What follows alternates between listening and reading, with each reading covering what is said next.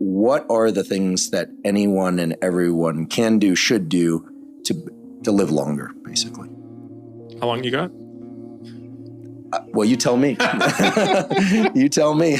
I'd like my final decade to be between 90 and 100. Oh, no, I meant how long do you... I'm just kidding. And will we spend from now until you're 90 talking about this? Well, there's a risk of that.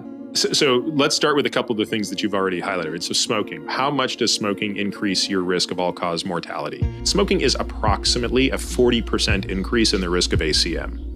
What does that translate to? And that means I'm shortening my life by 40%? No, it means at any point in time, there's a 40% greater risk that you're going to die relative to a non-smoker and a never smoker.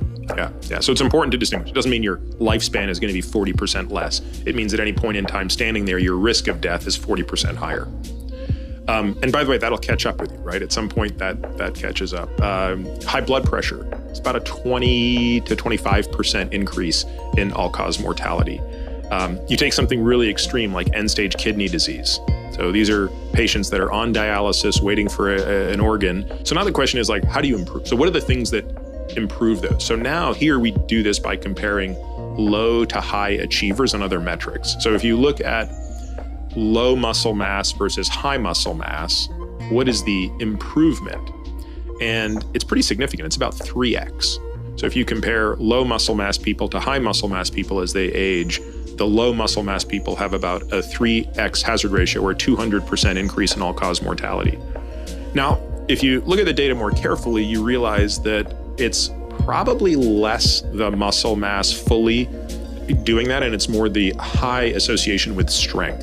And when you start to tease out strength, you can realize that strength could be probably 3.5x as a hazard ratio, meaning about 250% greater risk if you have low strength to high strength.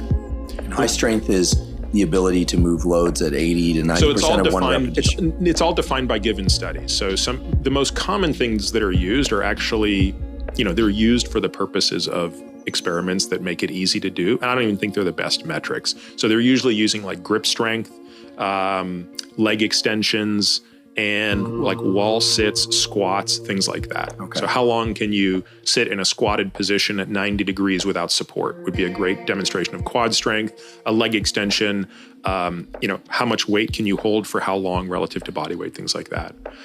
We have a whole strength program that we do with our patients. We have something called the SMA, so it's the Strength Metrics Assessment, and we put them through 11 tests that are really difficult. Like a dead hang is one of them. Like how long can you dead hang your body weight, stuff like that. So we're trying to be more granular in that insight, but tie it back to these principles.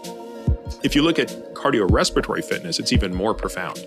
So if you look at people who are in the bottom 25% for their age and sex in terms of VO2 max, and you compare them to the people that are just at the 50th to 75th percentile, you're talking about a 2x difference roughly in the risk of ACM. If you compare the bottom 25% to the top 2.5%, so you're talking about bottom quarter to the elite for a given age, you're talking about 5x. Wow. 400% difference in all-cause mortality. That's probably the single strongest association I've seen for any modifiable behavior. Incredible. So when you say elite, these are people that are running marathons at a pretty rapid clip? Not necessarily. It's just like what the VO2 max is for that. Like my VO2 max would be in the elite for my age group.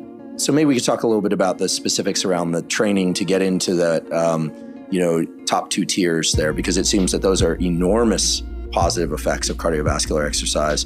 Dead hang for about a minute seems like a really good goal for a lot of people, at least. That's our goal. I think we have 1.5 minutes is the goal for a 40-year-old woman. 2 minutes is the goal for a 40-year-old man. So we adjust them up and down based on age and gender.